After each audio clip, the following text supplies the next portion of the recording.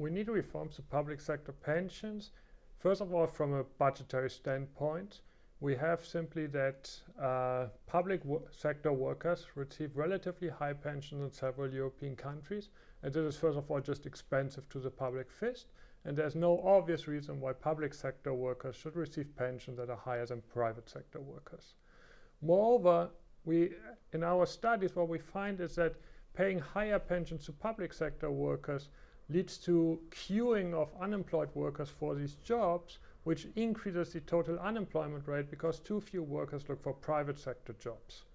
So there's both a budgetary reason, simply by decreasing costs, and a fairness aspect, why should public sector workers receive more than private sector workers? And finally, there's this reason of reduced unemployment rates. These reforms are likely to be implemented given that there will be stark opposition to them from workers who are close to retirement currently.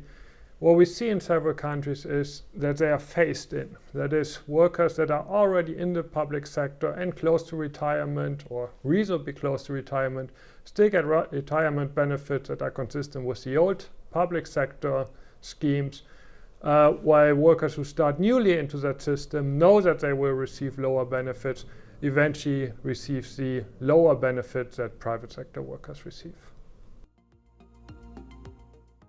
My recommendations regarding public sector pensions is to harmonize the system between private and public sector workers. We can argue about the optimal amount of pensions both in the private and public sector. However, I see no reason from a fairness perspective and from its effect on the macroeconomy of having two separate systems with two different levels of benefits for actually the same kind of workers.